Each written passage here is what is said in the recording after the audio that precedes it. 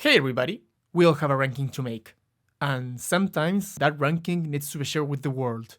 Good evening, I'm Jose Garcia, back with a ranking of very important people.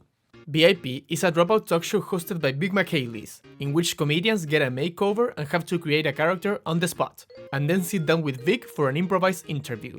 And with season 3 having recently concluded, what a better time to rank every episode. I really love this show. It has a perfect sense of comedic awkwardness to it, and there are so many aspects about it that make it unique and hilarious, beyond the plethora of characters. How terrible of a person host Vic is, the makeup work, the fact that so many characters make fun of host Vic's brown suit. I'll do an impression of you. Okay, well, pretend I'm in an ugly suit. The way they are always doing some random shit when the show starts, and the different segments of it, especially the rapid fire questions. But of course, what makes or breaks an episode is the guests themselves, and the characters they come up with. But here's the thing, even the weakest ones are at the very least okay, and I still get enjoyment out of them. With one very minor exception that I hadn't watched when I first wrote that, but I'll get to it. I'll be giving a general overview of each episode for those that haven't watched them all, but I'll also talk spoilers, so that's your warning. It is definitely a show not ruined by them, but I throw it out there just in case. With all of that being said, let's just get into it with number 43. Congratulations, players, you've unionized. Diamond is a wolf woman and a content creator. Yeah, this is the exception I was talking about. Outright, my biggest issue with this episode is that the makeup and costume was almost ignored. Besides a very short backstory, the wolf costume was barely addressed, which is a shame, because it's very well made. And beyond that, the character felt inconsistent as to who she was.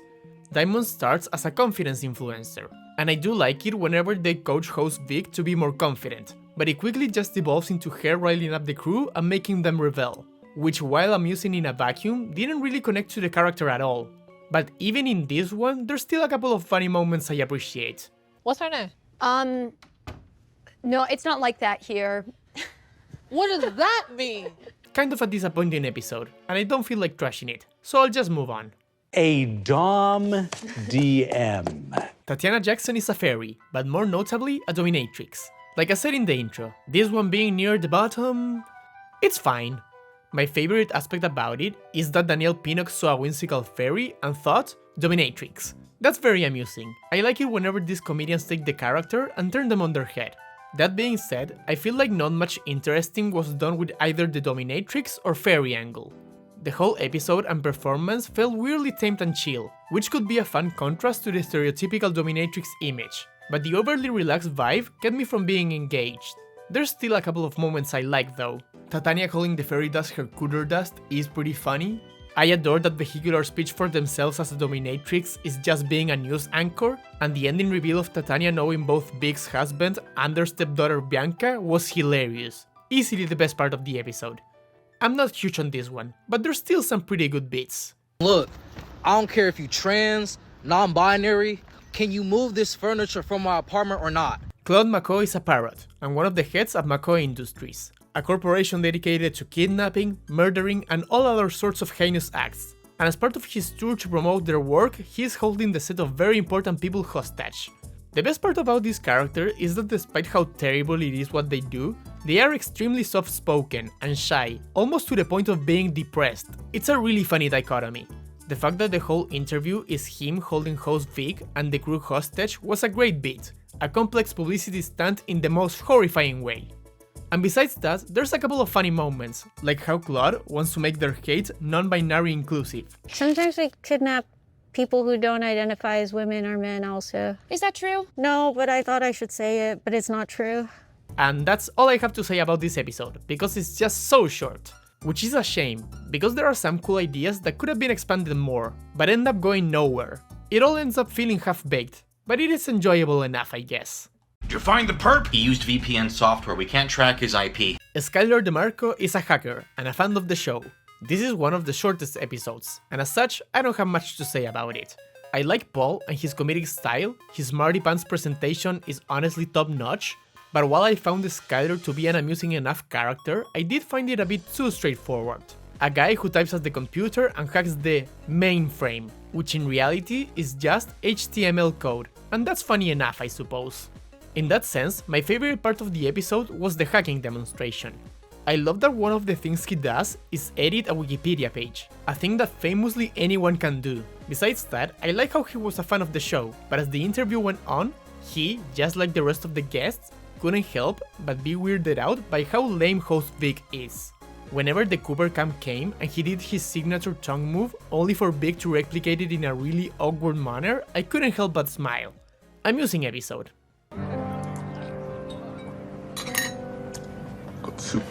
Bill and Barbara are two reanimated megachurch owners, with a past of embezzlement and similar crimes, but they aren't here to talk about that. They are here to sell their new soup. I'll be honest, I initially wasn't vibing with this one, but it slowly grew on me.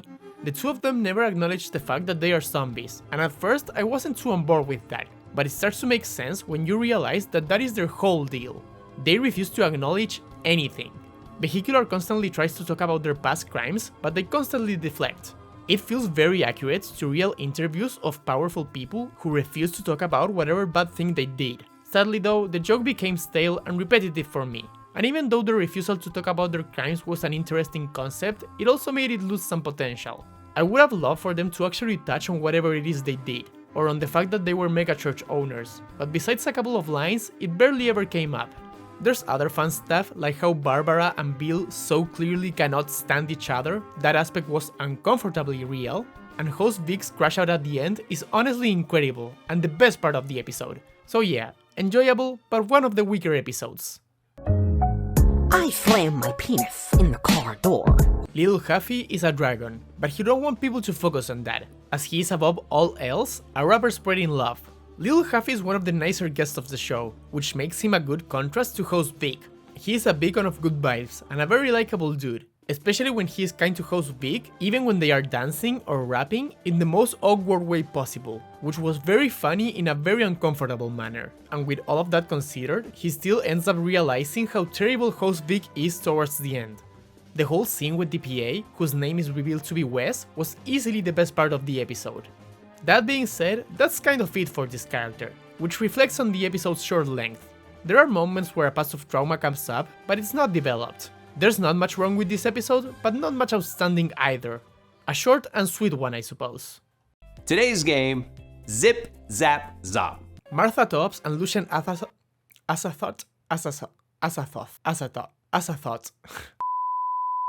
Martha Tops and Lucian That's so hard to pronounce, fuck. Martha Tops and Lucian Martha Tops and Lucian Azathoth are two satanic youth leaders. My favorite aspect about these guys is how they present a really cool duality.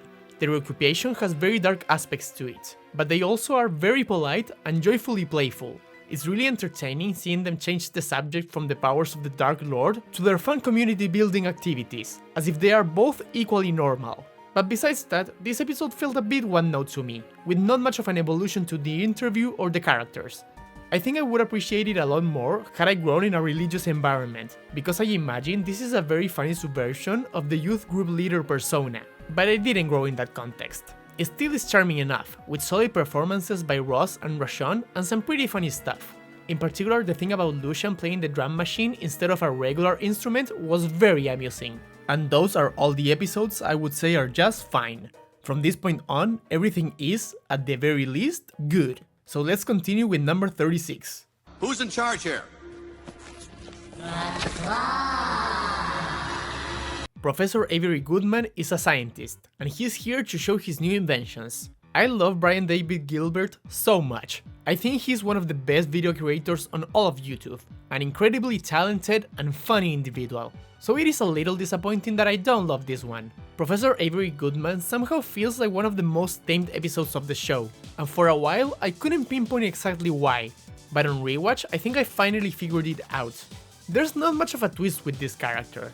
He is an evil scientist who is running for mayor as to enact his evil plans, and he stays that way throughout the whole episode. There's not much development or new approaches to him as the interview goes on. That being said, I still like both performances, especially Brian's overly polite and lovely demeanor, and how Vehicular gets more and more nervous. It's really entertaining seeing the two of them keep the delightful vibe as the interview gets darker yet darker, with this idea being on full display whenever he tests one of his inventions on host Vic. And it has quite a few funny moments, especially during the rapid-fire questions. Brian's answers are hilarious. How many teeth does an adult human have? At least 3. Well, I would say right now there is none. But soon. But soon? But soon.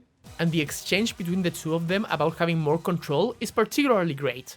So yeah, fun episode overall. D is for devotion, and T is for twins. But I'm excited. Are you excited, Giovanni? Yes, you can't look at me before the wedding. I won't. Oh, we're getting married. Foreshadowing is a narrative device. Jasper and Casper are a married couple that look like they should be twins. And they are extremely horny and turned on by each other, to the point that non-touching is arousing. That is kinda the central joke of the episode, but they managed to do a lot with it. My favorite aspect of this joke is that they deemed their sex, British sex, to be the best, the original and the right way to have sex. I love how they mock British colonialism with this absurd premise. Needlessly said, Giovanni and Oscar are on the same wavelength here. They are very well connected, and whenever they aren't, they take advantage of it, gaslighting host Vic at every opportunity they get, whenever they don't answer with the same words. Happiness. Us. Casper. Okay, so, 2 different answers. We said the same thing. The gaslighting of them throughout the episode is honestly hilarious. When Jasper and Casper refuse to accept that they look exactly the same, it's a great example of how no and can be just as funny as yes and in improv comedy. I think Vic also has some great additions into the episode, like inserting into Jasper's and Casper's story the fact that they left their children in the ocean. The punchline of the joke, with Jasper and Casper eventually accepting and rejoicing in the fact that they left their kids in the ocean, is very funny. An enjoyable and funny episode all around. Is my client a perfect man? No. I killed him, yeah. Paloma is the poodle of a recently deceased rich man, and as his dog, she inherited all of his wealth. I was worried when seeing the length of this episode, as it is the shortest of the whole series, but I was pleasantly surprised. This one is a lot of fun. It's tricky when bitch is right there, right? Bitch doesn't bother me. We've reclaimed it. The best thing about Paloma is that she is a very stuffy dog, and given her rich home, she is incredibly out of touch with reality. Lacey Mosley plays her very well, and creates a character that feels weirdly real to actual people, in the way they are totally disconnected from the world, all while being, you know, a poodle. Okay. Was that a relatable laugh? Did I laugh relatably and poor? Do you think I'm poor? No. Her upper class also makes her the kind of bitch, haha get it, who orders people around even when they have no rights to do so, like when she directs host Vic during their apology to her. At the same time, despite her stuffiness, she does have some spunk, as she fights for her rights to the inheritance over her owner's actual human family. It's an entertaining character, and there's a lot of funny moments with her. Oh, my pistol. Why are we carrying this around? To shoot people if needed. Right, okay, so we'll we'll put that back. No, we should cut that up. So, with all of that in mind, why is it so short? I genuinely don't get it. For some of the other short episodes, you can understand why it is so. The characters feel as if they reach a natural conclusion. But with Paloma, there was more to explore and deepen, like how she was the one to actually kill his owner, even though she initially pretends as if she didn't. Can I ask, how did Alfred die? He died of causes. The whole episode feels very rushed, and the ending is so abrupt. But with that being said, what we did get, it's quite good, and pretty funny, even if I wish it had gone on for a bit longer. On the Trolls World Tour, but I shoved them all in my pants. Dash Highland is a fantasy troll creature from the Dark Forest as well as a filmmaker. The idea of a character who looks fantastical but is in reality an unimpressive dude has been done on this show before, and better too in my opinion. But I still had a lot of fun with the contrast of this character, partly because I've met guys like Dash, and hell, I'll admit it, I've been Dash. The amateur filmmaker's instinct to write a short film that is just you is hard to avoid, and Zack plays very well with this idea. I swear, there's a couple of lines that I've heard Anor said multiple times. One time, we went out and it was so funny that we knew we had to make a short about it. This concept gets to shine during the script reading scene, in which Zack and Vic improvise Dash's script from zero. This is by far the best part of the episode, and truly hysterical. Monica, confident, huge tits. Okay. And as usual, Zack gets some really funny deliveries. He's always wonderful in that sense. That makes you faster than the fastest man, stronger than the strongest man, taller than my friend Kevin. That being said, I do wish there was more of a balance with the fantasy backstory. The amateur filmmaker does end up taking too much of the episode in my opinion, and the real reason this one isn't higher is that the makeup kept me from engaging with it. I'm all for heavy prosthetics, but fully covering the face can end up being a detriment, and this is one such case. Zack couldn't really emote with this character, which is a shame, because a big part of his comedy is non-verbal. This one could have been better, but it still is pretty good. You know what it feels like to be judged simply because of how you look? Of course I do. I'm part robot. Jukebox is a cyborg soldier from the future that came to warn us about an impending war with alien bugs, but more so than that, he's just here to hang out for a while.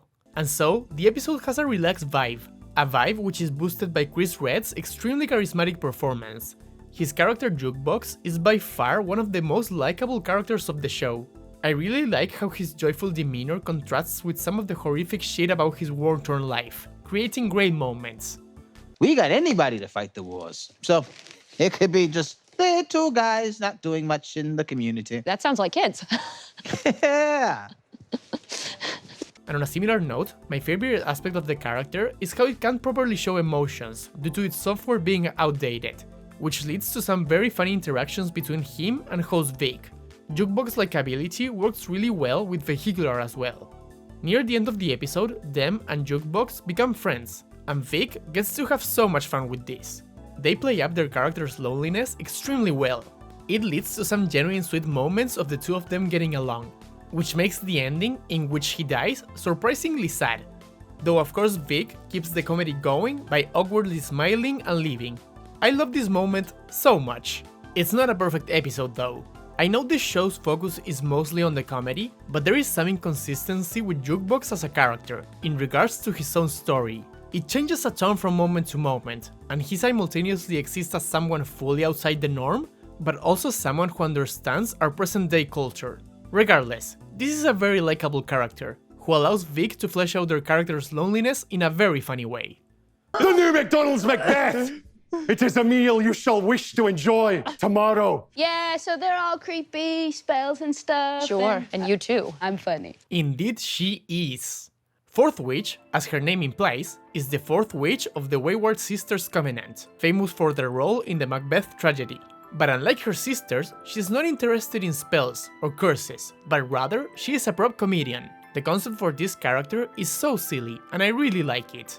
Kimia looked at this insane makeup work and went, yeah, this gal is a bad stand-up comedian. Her constant and funny attempts at jokes are so bad that end up looping all the way back to being good. It's a beautiful thing to watch. Hey, I think you're cool. Can I get your phone number? I hope it's really long. In particular, Vic gets to have a lot of fun with this guest. The contempt in their eyes whenever Kimia makes a bad joke is unparalleled. Whenever host Vic completes one of the jokes, and Fourth Witch pretends as if she came up with it, you can feel the annoyance coming out of them. It's hilarious.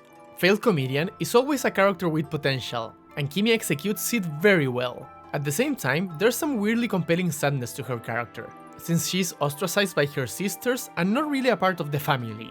You can't help but feel a little sorry for her, only for that feeling to be gone whenever she makes another terrible joke, and it's like, yeah, I see why your sisters don't like you very much.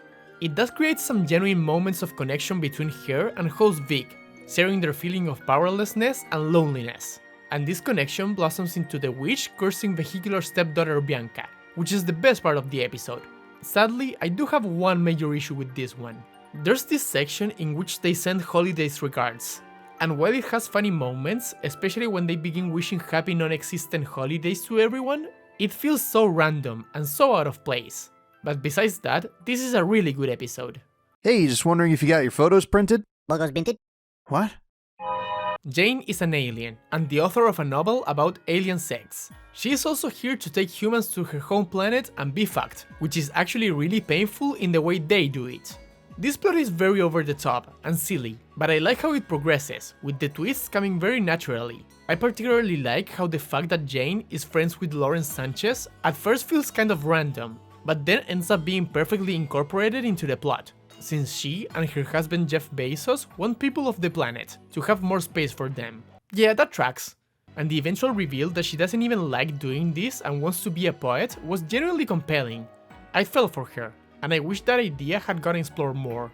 The whole interview has a sense of naturality, mainly thanks to how Chelsea Peretti bounces off Vic.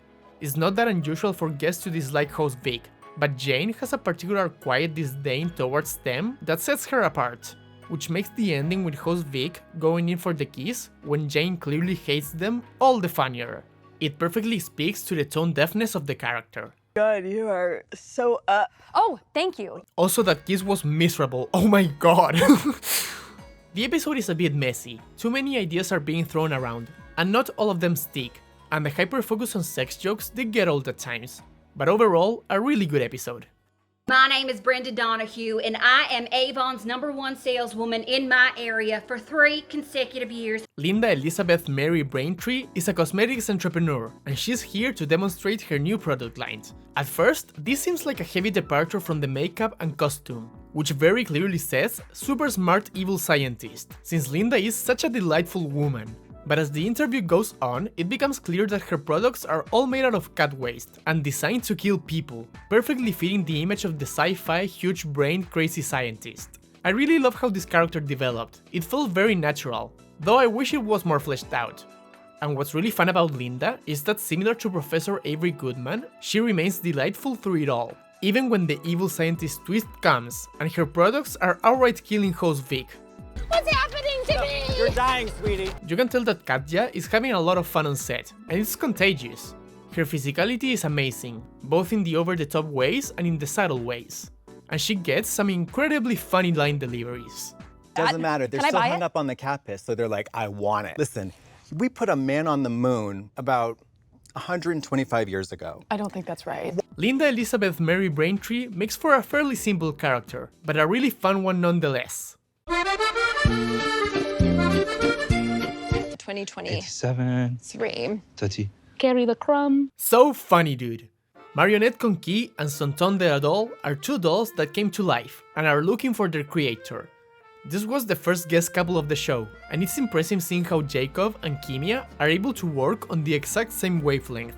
The way they bounce off each other and carry on their conversation truly makes you feel as if they lived their entire lives together. I genuinely got invested in these 2 living dolls and their quest to find their creator, which makes the reveal that she is dead all the better, especially with this moment.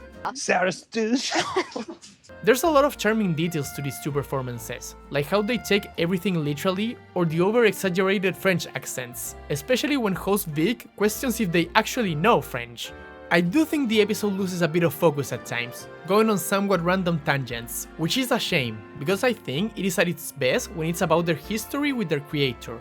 But still, this one has a lot of charm, and some undeniably hilarious moments. This is what I will do to MSNBC! But my gun isn't real. I made it out of wood. Keppel is an unappealing guy, who as a solution created a ventriloquist doll, but the doll, Dr. Milk, ended up being his complete opposite, a charming and sensitive actor. The concept of a loser who makes a ventriloquist doll is kind of a trope at this point, but the way Josh flawlessly switches between Keppel and Dr. Milk is out of this world, and through both performances he is able to give the concept its own unique flavor. I've always felt Josh is an underrated member of the cast, especially with the insane control he has over his voice. Keppel and Dr. Milk sound similar, yet he is able to make them feel truly distinct. He inhabits both characters perfectly, and sometimes it truly feels as if the puppet has come to life, to the point that whenever Keppel comes to the forefront again, it is almost a jump scare. How he switches from this suave, sophisticated and attractive doll to this socially inept man is simply astounding, but it's not just impressive, it is also very funny.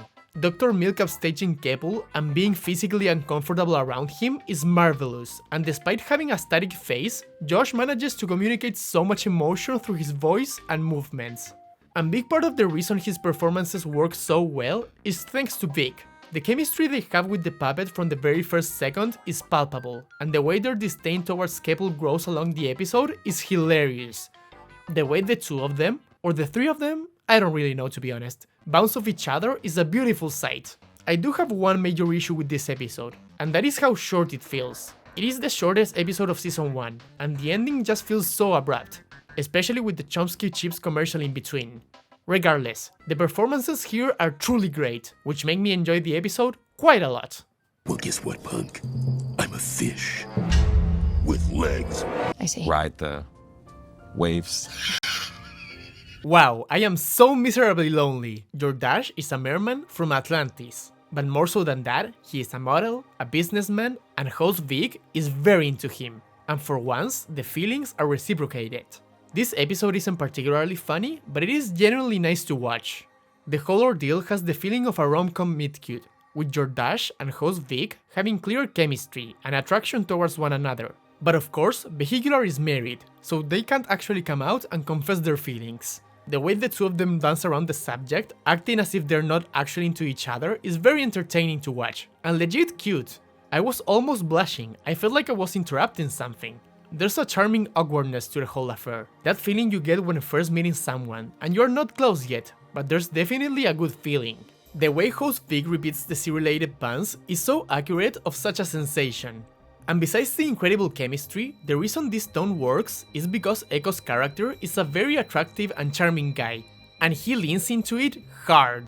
Jordache is literally a male rom-com lead at first glance. Conventionally attractive, confident, rich, delightful, way older than the other lead, he literally checks all the boxes. But you eventually understand why he is single. He's overly picky with whom he dates. Jordache presents himself as open to love, but the moment the most minuscule imperfection appears, he's out of there.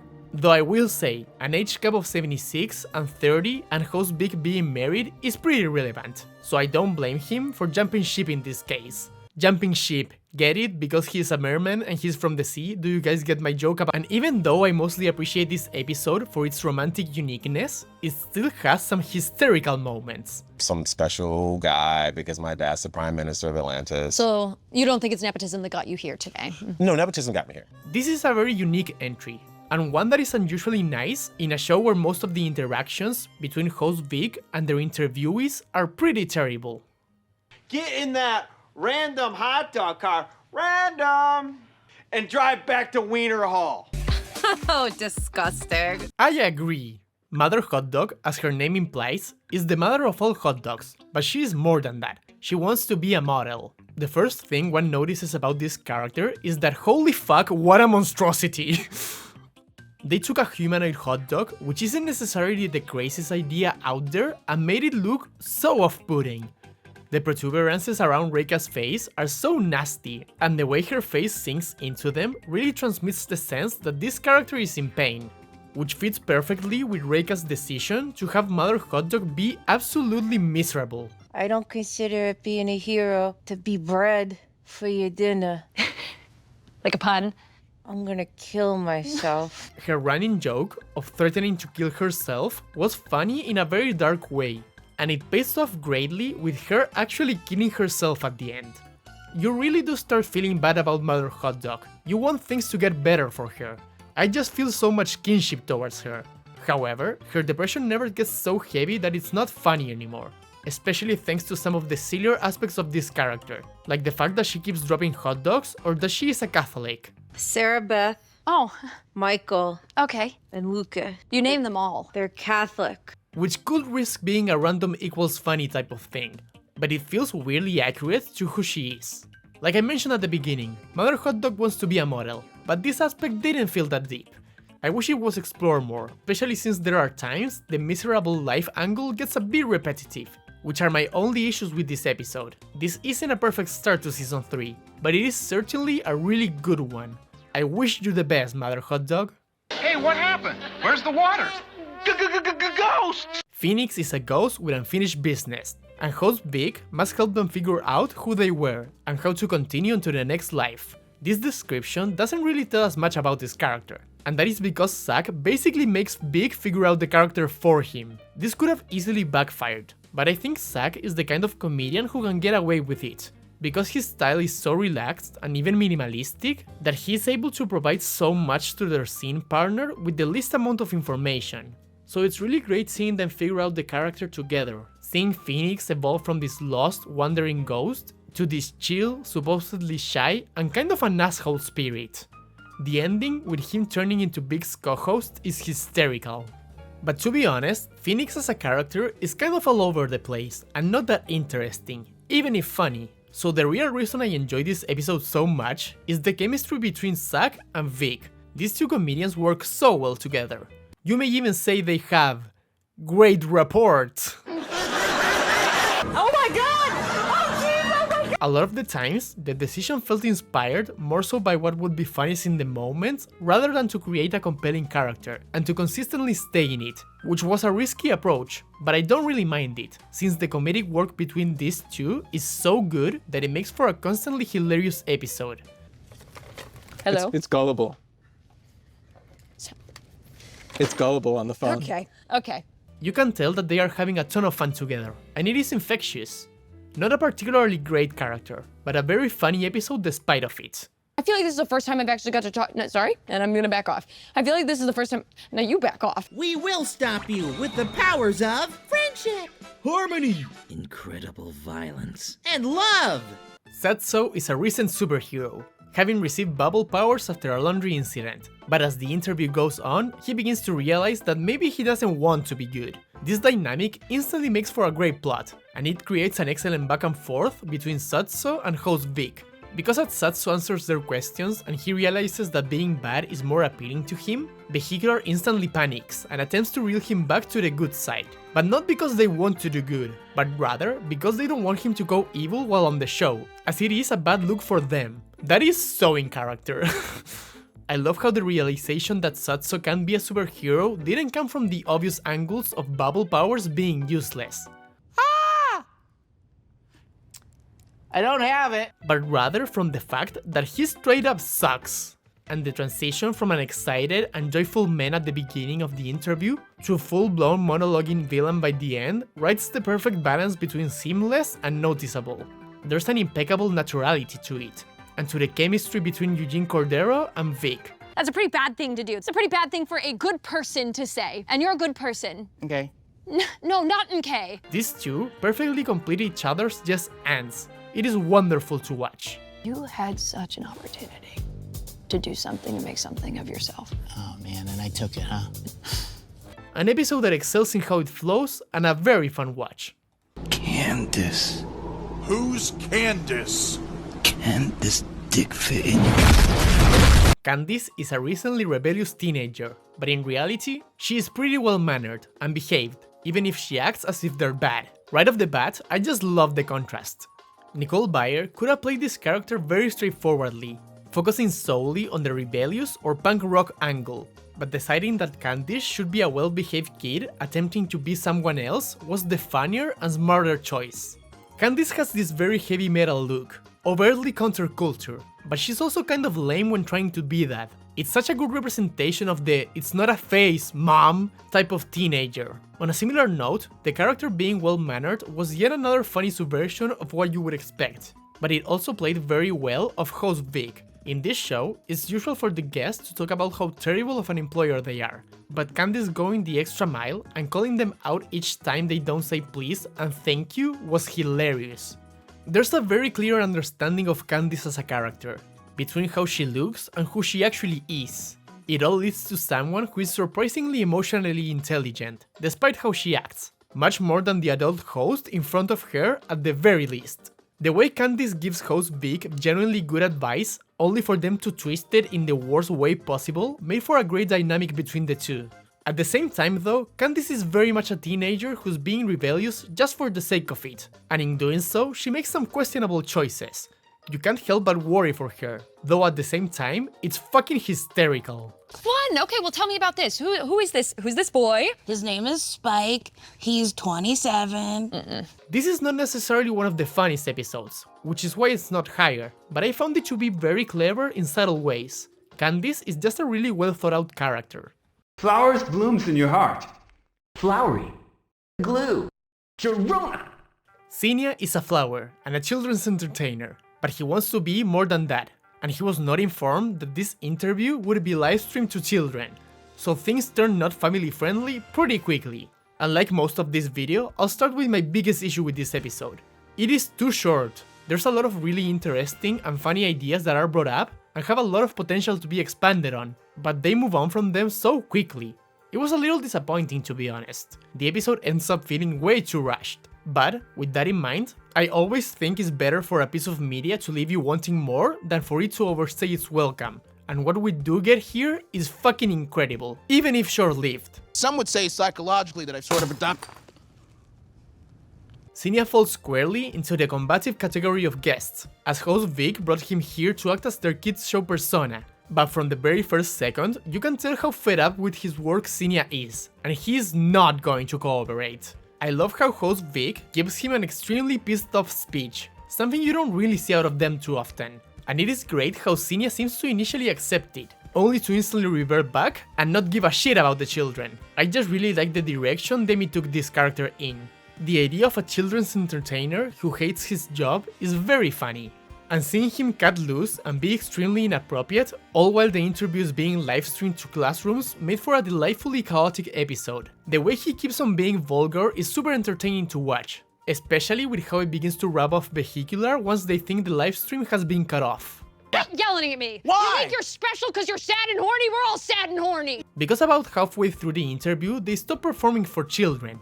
Or at least they believe so, and Xenia and host Vic become much more honest and real with each other. I really like this change in the tone, as they begin to find common ground, and you get the feel that they truly understand each other.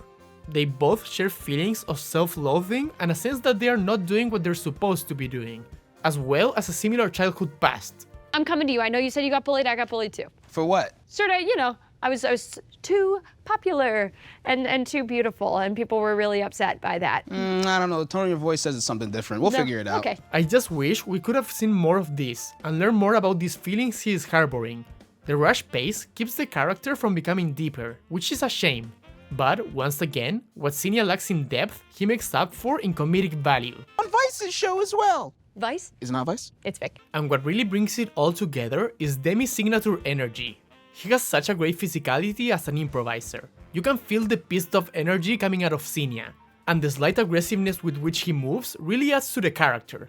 That initial zoom in on him, while one of his show's clips plays, beautifully encapsulates this character. It is masterful. This physicality is at its best during his crash out when asked about the meaning of life. This sequence was hysterical, and a perfect representation of the chaotic energy of this episode, though I would have liked it to see gone on for a bit longer.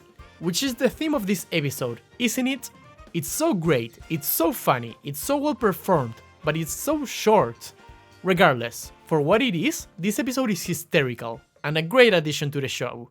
This is my last hear me out. That's my dad!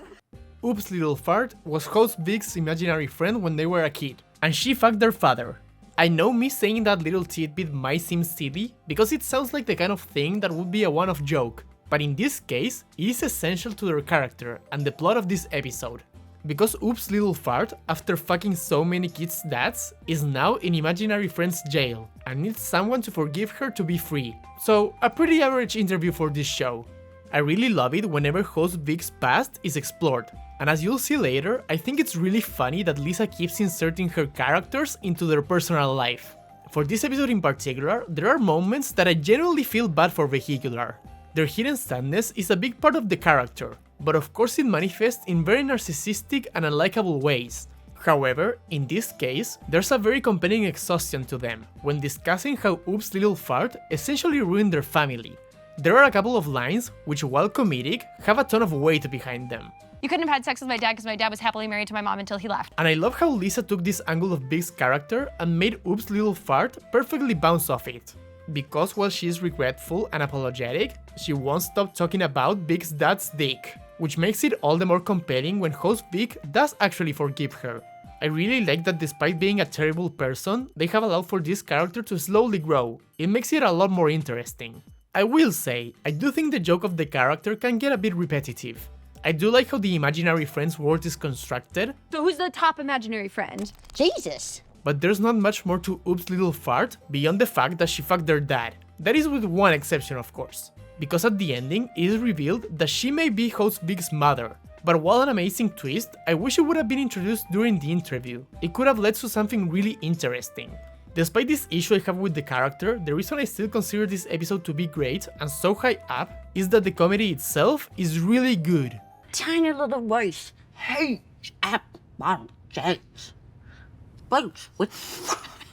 Even if Oops Little Fart isn't the most complex character, Lisa's performance is something to behold. I love how from the very first second they aggressively chase and tackle Vic, a staple of her characters at this point. And there's just so many hilarious moments between these two. Belly button green, belly button green, belly button green, belly button green, belly button green, belly button green, and now we are at belly button green. The black makeup moment with Vic's early realization of what Lisa's trying to do might be one of the funniest moments in the whole show. A makeover. No, we're not. We're maybe. Let me do my thing. You have to trust me. Oops Little Fart isn't the deepest character, but she is really funny, and Lisa's performance and chemistry with Vic is wonderful.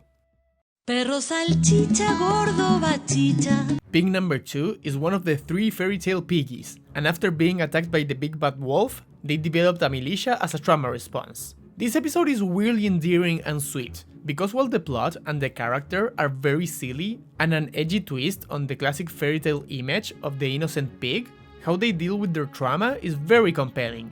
Seeing pig number 2 move past their fear of the wolf, accepting that in reality it was a tiny dachshund, and finally adopting a dog of their own is genuinely heartwarming. Thankfully, the episode doesn't sacrifice the comedy by having this nicer side. Eviscerated. He stepped on my mom. The whole concept of one of the pigs from the classic fairy tale becoming a paranoid vigilante is great, and my favorite detail about it is how Ali takes inspiration from their own frozen soup anecdotes. Always cooking up a bunch of soup and freezing it in the big refrigerator in the cellar. There's other little things I really love about this episode, like host Vic's insistence on making pig jokes, and pig number 2 never taking them well. And when this episode hits, it hits hard. The Sticks house, destroyed. Right. My mom's face stepped on. Yeah. Yeah. And look at how happy that older bisexual man looks. And our government is trying to control us from the inside out. Like your storybook government is doing this? Yeah, Joe Biden, our president. Great stuff. Europe is a big country, so there's lots to be said about it. So let's begin. Princess Emily is a European pop star touring the US. This is the first episode of the show, and right from the get-go, VIP was off to a really solid beginning. From the very start, it perfectly sets up the comedic awkwardness this talk show would have, and that is a signature of Vic's comedic style as a whole. You say what you want to name your first child? Vic. That's crazy. The way the guest isn't there right away, and host Vic's nervous reaction to her showy personality, perfectly encapsulates this. And it certainly doesn't hurt that this first character is really good. It's the same water as before, and you didn't like it last time. Well, guess what? I'm parched and you give me no other options. Even though the concept is not the craziest, Ana Garcia plays Princess Emily very well when it comes to all of her eccentricities. The constant burping, the attempt to gaslight host Vic by saying something and then denying she said it, and her refusal to acknowledge that Europe is multiple countries makes this character so much more entertaining and unique than it could have been otherwise. I love her passive aggressiveness, constantly switching between being friendly and being rude to Vehicular. Her rude and egotistical personality is vital to making the character work. You got this new music. Thank you so much. It plays very well into our idea of the self-absorbed pop star, but remains interesting thanks to the eccentricities. It all culminates in her song, American #1 Superstar, which is a banger, becoming viral after a criminal plays it during a police chase. That's very funny, and fits with the overall over-the-top feeling of Princess Emily's life. The episode isn't perfect. As a first outing, it does feel a bit rough around the edges, and it's not a super deep character. But regardless, this is a really great start, with so many funny moments and a memorable character and performance. Adam Carolla will host a talk show called Cancelled, in which he interviews C-list comedians and faded glory athletes on their political beliefs. I need to talk about the intro bit for this one.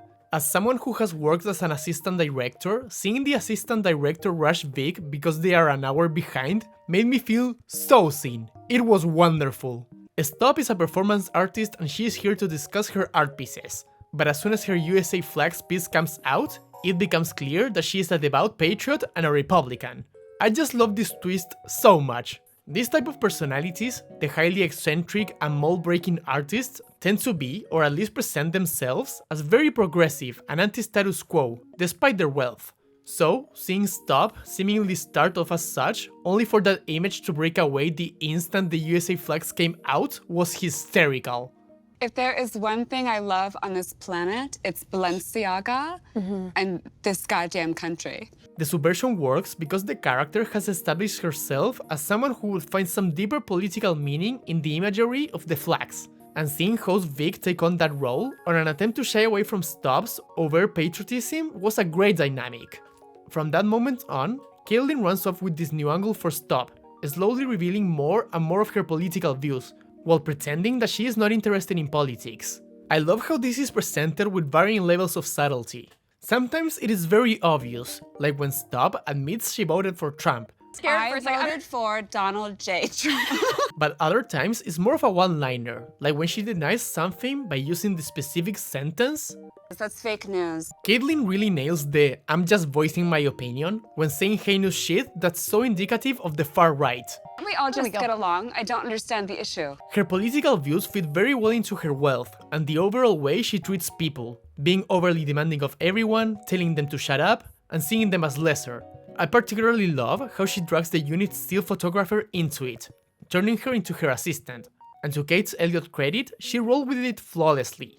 These personality traits are of course very indicative of the artist diva character. It's not a trait inherent or unique to rich Republicans, but it is further showing of how regular rules don't apply to people like this. Alongside its eccentricities, it creates a perfectly hateable character, and seeing Vehicular deal with it is really funny. And there's an evolution there too. At first, they shy away from it, avoiding conflict as usual. Then they are inquisitive, but in a sheepish way.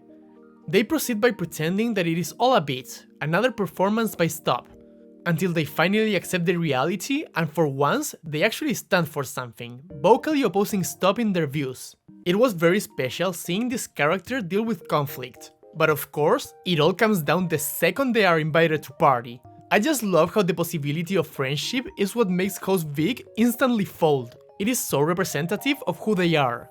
I really love Stop, and it is crazy to think how much different she would have been had it not been for the flags prop, but it is a great representation of the improv nature of this show.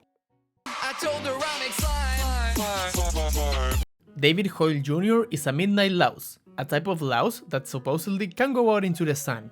But he is here to disprove that and motivate his fellow lice to go out into the day. The way this plot develops is really interesting. He questions the legends taught by the elders of his society, and his necessity to see the day and prove them wrong is genuinely compelling. I just appreciate a confident person, you know? Or louse, I guess.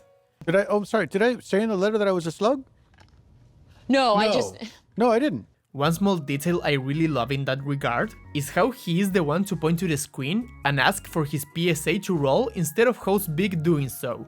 It's very fitting for him to take the lead. The eventual ending with him burning in the sun, while predictable, it still is very funny.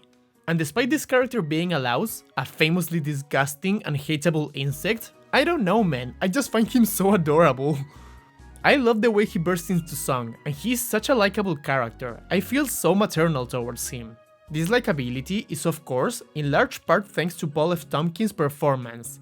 Having the character fully cover the comedian's face is always a risk, but I think Paul F. Tompkins is able to get away with it because he has the voice of an angel, and is able to nail every single one of his deliveries. Here we go. It feels intimate. Okay, how about this? You do me. How about that, right? How is that less intimate? Besides how funny he is, one aspect I love about his performance is how tamed it is. With a creature that looks like this, you would expect a comedian's first instinct would be to go crazy with it. Be loud, be over the top, but he makes the smart reversal of being really well spoken and calm. It plays very well off host Vic, who constantly attempts to impress David with above ground activities and gifts, but he always remains so nonchalant about it. And it is great how he is one of those guests who instantly clocks the shitty way they treat the crew. Talk to the crew that way, they'll call you the Victator. But of course, the highlight in regards to host Vic is how they fully commit to becoming friends with David by slamming themselves. Holy crap! It contrasts very well with how calm David remains throughout. It's a magnificent ending sequence. Only one very, very small issue with this episode. They didn't do the rapid fire questions. I missed it. Okay, what if we got... Sorry, one more thing. I need to mention the way Vic eats the banana. This is only further proof that they haven't had food before. Holy shit! Okay, what if we got relevant superstar David Copperfield to make the World Trade Center disappear? Dan Wesley Sharon is a recently unfrozen frozen man. And even though he clearly needs to go to the hospital, host Vic considers it a priority to have him on the show. This is a very unique character, because unlike the rest, it isn't so much about who he is, but more so about what happened to him. In that sense, the interview plays as an investigation, with facts being added as host Vic and Dan attempt to puzzle how he ended up frozen for 38 years. And even though Dan clearly needs medical help, host Vic is desperate to make this interview into something big, treating it as urgent news. The way the VIP exclusive, graphic, and jingle keeps appearing every time the most minuscule thing is revealed is very funny, but also gives it the impression that they are trying to make this feel as real-time coverage of the events, even though the show is pre-recorded. This contrasts very well with Dan's kind of nonchalant approach to the subject. Whenever Vehicular is trying to ask the hard questions, he not so much deflects them, but simply gets distracted by something else. But of course, the eventual truth comes. Throughout the interview, you get the sense that host Vic is very prepared for this moment, suspiciously so. Their belief that this could be big news didn't just appear, they seem as if they've been getting ready for this moment for a long time. Because of course, that is what's going on. Dan was unfrozen years ago by host Vic, and after going crazy and getting buried in Vegas, they realized this could have been such great news for a reporter to cover. So, they fucking froze him again. The ending is hysterical. It validates the feeling that they are holding Dan hostage throughout the interview, because yeah, they basically are. The way Bobby Moynihan's face switches from joy at finding out they were married to pure disappointment and anger is magical. On that note, I love his performance so much. He is so earnest. He is incredible, but not in a loud, over-the-top way. He is soft-spoken without ever sacrificing the intensity of stronger emotions like fear or anger. It works very well for the character, considering how they just were unfrozen and aren't fully back to life yet. I just love how calm he is about the whole ordeal. You could say he is pretty chill.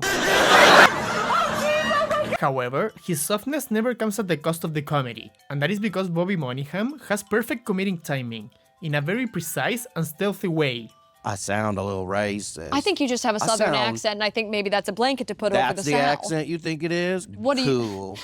Sir, can I ask, what is the last thing that you remember? Ice. I had to wear one of them when I went on tour at the World Trade Center once. How's that doing? The World Trade Center? Yeah. How's Bill Cosby?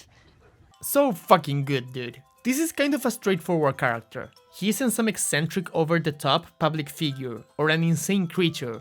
But the mystery around him is so compelling and the performance is so hilarious that it easily makes for a great entry. I'm a baby. No, it's okay, I don't need a ride. My dad is spanking me. Don't spank me. No, I'm not gonna spank you. Why are you doing it like that? Don't. Oh god, I hate him.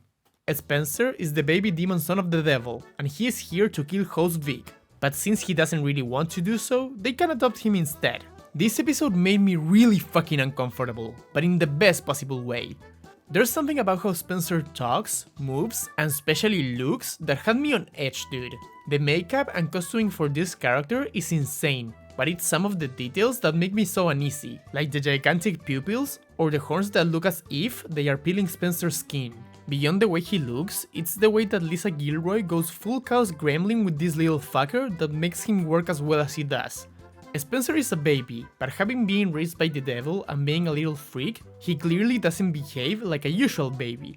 Like with how he insists on going for a kiss with host Vic, even though he wants them to be his daddy, and worst of all, the way he constantly cries out not to be spanked, while his whole body language communicates the opposite. Spencer's reaction when they spanked him was disgusting and made me feel so uncomfortable. I love it. Spencer is just so off-putting, in the best and funniest way possible. You're touching my boobs. Your boobs. Everybody in hell has boobs. Okay, so ready? 3, 2, You're 1. touching my penis. Lisa bounces extremely well off Vic, who, as they do in another episode I'll talk about later, perfectly nails the adult who is not good with kids. They are instantly tired of Spencer's bullshit, and given their personal issues at this point in the series, they are not in the mood to deal with this little shit. which makes it even funnier when Spencer insists on being adopted. The way this plot develops is beautiful. Spencer starts off as a little weird demon baby, but then the reveal comes that he's actually here to kill host Vic, because their niece wished it so. And then, that reveal is expanded even further when he tells them that a lot of people wish them dead, actually. I'll tell you the truth. Okay. Your niece wasn't the only one who wanted you dead. What? The plot of this episode basically boils down to Spencer threatening to murder them unless they adopt him, with the two of them eventually setting on host Vic becoming his legal guardian and helping him get an apartment and a job, which is just really fucking funny. It's also weirdly endearing, especially the ending. Spencer may be a freakazoid who makes me extremely uncomfortable, but he's also kind of cute and lovable. They end up living together after host Vic has their breakdown and quits the show, and this whole crash out was wonderful to watch. There's always a feeling with host Vic that they are bottling up so many negative emotions, so seeing them explode and let loose was incredible and surprisingly powerful. Host Vic's acceptance of Spencer works because it is not instant. They initially refuse, then they try to bargain, then they believe it's just a prank by the crew. Okay, so sort of like a gotcha, sort of like, oh, this is supposed to scare me into like being like a better person or something like that? Until eventually they understand that this is real and come to a middle ground with Spencer, only after he tries to kill them, of course. Lisa's insistence on attacking Vic whenever they come onto the show is great. And beyond the interesting storyline between these two, this episode is just really funny. Like with a gun? Yeah, but first I have to get my gun license and I had to hang up with that, so. Were you having fun? Yes, I made this. And then everybody said it was dumb, and so then I blamed it on a PA. Just give me a little beat. Well, I can't really beatbox. Try. I only have two small issues with this episode. Similar to the David Hall Jr. episode, this one doesn't have the rapid fire questions, and I missed it. And the actual bigger issue I have with this one is that even though Lisa's voice for Spencer is very fitting for the character, it also makes it hard to understand her sometimes. I know I could just turn on subtitles, but then my footage would look ugly. Spencer is a little weird fucker, but I love him, his storyline, and his episode as a whole. Another great entry. Well, everybody's got a fear of something. Not everybody. Sock puppets! Steffi Pops is a haunted doll, very much in line with the classic horror iconography of one, but what's interesting about her is that she is specifically host Vic's childhood doll. Right off the bat, incredible decision by Corinne to make Steffi part of their backstory. This episode is able to beat a lot of the lore and story of host Vic's life, and that's always great to see. No joke, on my notes about this episode I wrote down another member of Vic's life. Let's fucking go! I particularly love learning that host Vic was an asshole even as a kid. That's hysterical. We would bully the little girl that lived next door, and we would laugh at her. She had such weird teeth. Her teeth were so weird. Corinne instantly clocks in their sadness, and they both run away with it, commenting on how Vehicular's childhood wasn't the best, even if they pretend otherwise. I have to say, my childhood was perfect. Steffi is both empathetic and an asshole about it, sometimes being supportive and sometimes not doing that, like when she makes fun of their parents' divorce. Oh, my dad left. Are you That's all I had to hear about. And because Steffi and host Vic go way back, Corinne is able to make their character feel lived in, with a life that happened before they came into the show. Steffi was abandoned by host Vic and holds a grudge, and as a haunted doll, that grudge is fucking scary. Which leads me to the best thing about Steffi. She's fucking scary. Corinne perfectly nails the creepy cuteness of horror movie dolls, and dolls in general, to be honest. Of course the effects, and especially the incredible makeup work, help in this regard, but there are moments of her performance that legit had me unsettled. However, it always remains as horror comedy, and as such, this episode had me in a constant state of uncomfortable laughter, audibly going, "Oh no!" The hide-and-seek sequence in particular is so unsettling. I love it. Vic perfectly bounces off Corinne's creepiness, dialing up their character's nervousness to 11, all while attempting to keep the image of the professional journalist.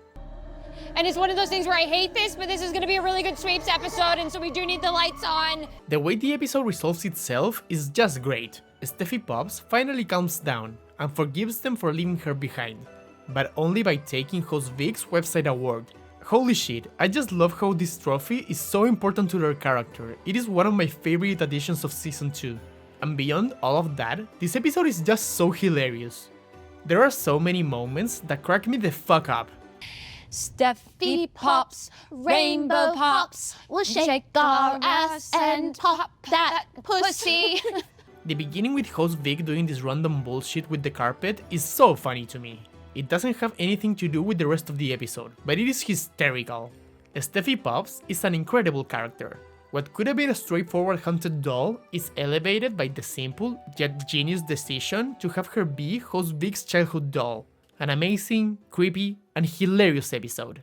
Folks, we're gonna have a beautiful all black tower. What I love about Hayes Steele is that Jacob saw the makeup and costume and instantly knew this was a bad person. And he was so right.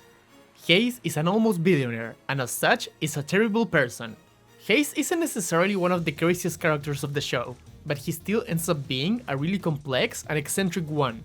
And what made me put this episode this high is Jacob's performance. He inhabits this character flawlessly. It is breathtaking. He fully transforms into this slimy, awful, and terrifying man, all while being a complete loser with no real purpose in this life. In a time where these types of characters are overabundant, seeing such an over-the-top parody of them is really fun. He has some particularly funny eccentricities, and some of his words are so fucking ominous. Maybe you've got an entire crop of boys. I like the way your eyes light up. Really? There's something about you that I know I can change. This is the type of character that could feel cartoony, but like, nah, I've seen actual billionaires do and say worse things in public. The fucking US president is worse than Hayes, and it is clear that Jacob is at least partially doing a Trump impression here, but I do appreciate that it never fully veers into that, making the character its own thing, and he is able to give him a lot of depth with his previous persona, Doug Dunkins, a much simpler but happier man.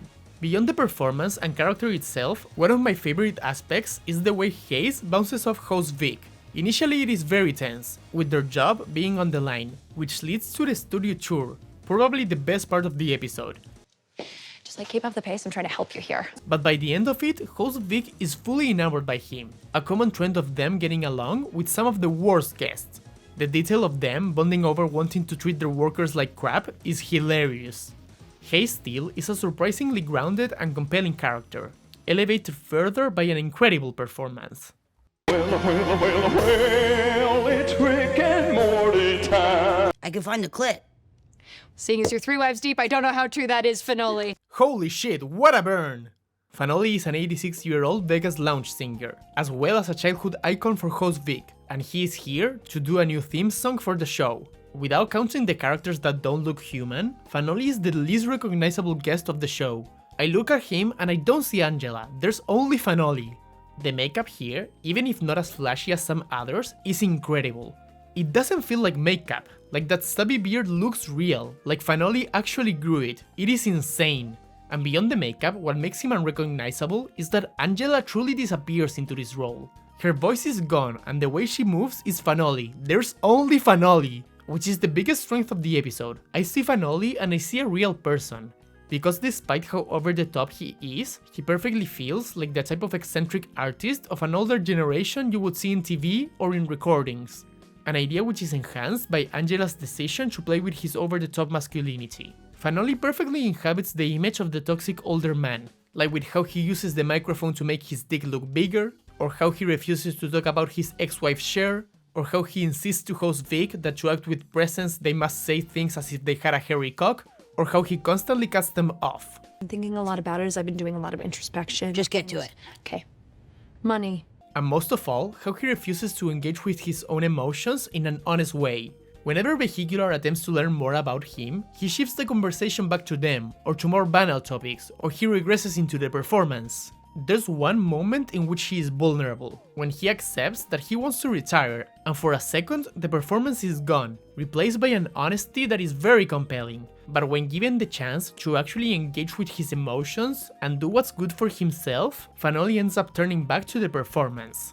It creates a subtly complex character, without sacrificing any of the comedy. Any birthdays in the house? I took my shoes off for this. The fourth wall breaks of Angela, recognizing she'll have to do extra clips later, were hysterical, while also very much in character. cutting the clips that I know I gotta do later. Let's go ahead. You dirty, dirty person. And despite the fact that he is bad at conversation, like he himself admits, I find it hilarious how he ends up pointing out how much worse host Vic is at it, and how uncharismatic they are. Finally attempting to teach them to speak with more power and presence, only for them to fail miserably and remain in their anxious persona, was fantastic. Fanoli plays very well off host Vic. The interview takes a never meet your heroes approach, as they initially are very excited about having him on the show, but then they slowly realize that this guy sucks. How their disappointment with him grows is very entertaining to watch. It all culminates in Fanoli making a theme song which host Vic really hates, but despite that, Fanoli insists on singing it, and to his credit, it is a banger. I don't need money, I don't even like it, I just wanna throw it away. What can I say? This is a fantastic episode, with a character that simultaneously feels grounded and over the top, thanks to great makeup and costuming and an incredible performance by Angela. I don't need money, I don't even like it, I just wanna throw it away. Qué buen tema. Qué buen tema. I'm a divorced dad on a solo cruise, pretending everything's okay. They made me look too good. 100% agree. Greg and Charlotte Excitement are two recently divorced wrestlers, but still working together and with a pretty amicable relationship. This is, all things considered, some of the more grounded characters in this show, but the performances have the exact energy that keeps the episode from ever feeling normal. As wrestlers, they are loud, they break shit, they do stunts, and there's simply a great sense of physicality to the episode. But of course, since e.n.c and Brennan aren't actual wrestlers, their stunts have the perfect mix of unprofessionalism and the over-the-top showiness of that world, which has wonderful results from a comedic standpoint. The mixing of sexuality and wrestling violence in their stunts makes for truly hilarious moments. We're gonna cook 'em. Because of course, them being recently divorced is what makes the characters so special. Unlike some of the other duo interviewees of this show, who default to being on the same wavelength, e.n.c and Brennan use the story of their characters to stand on different sides of the aisle. Greg very much misses his wife, despite the fact that she cheated on him 16 times. Here's my trust. You start lifting it up. And then my knee is 16 cases of infidelity. Bam! Trust shattered. And all Charlotte wants to do is fuck other people, including host Vic. This leads to a hilarious dynamic between the three. Charlotte is very openly flirting with host Vic. Host Vic is into it, but tries to keep the situation professional. And Greg quietly accepts the situation, because he loves his ex-wife so much and can't do anything about it. But you can tell that this deeply hurts him. Each of them play their role so well. Vic is uncomfortable in the perfect way. e.n.c has the exact relaxed, flirty, and sexual energy her character needs, and Brennan embodies the role of cucked husband so well that you almost feel bad for him. It is from this dynamic that a really compelling arc appears. It is established from the beginning that host Vic is having trouble with her husband. Simultaneously, Greg can't really let go of their wife, while Charlotte has totally moved on already. Throughout the episode, Greg and Charlotte question host Vic about their marriage, while Charlotte flirts with them and Greg is pained by this. And by the end, the couple expresses that they still have attraction for one another, and Greg is able to accept Charlotte's interest in other people because of his love for her, and even helps her hit on host Vic, who finally accepts the advances, without caring about their shitty husband. I don't know man, it is surprisingly sweet. But above all things, this episode is just really fucking funny. There's so many hysterical moments thanks to the concept of divorced celebrity wrestlers. I love you. I used to love you. Steve. Charlotte needs to see me get this. Okay, I can't see. Charlotte, please look up. I can't. Face turn, the secret to cunnilingus. Is the secret to cunnilingus that you weren't doing it very well? Don't gasp. Okay, and that is the unbroken knot of love. This can't break. It can only break if someone lets go, and we're never gonna let go, okay? Oh, well, every divorced man is a hero. Okay. That's enough clips. I feel like I'm stretching the definition of fair use over here. There is just so many good jokes, dude. One of my favorite bits is that the show they keep playing gets more and more expensive each time. That is really funny.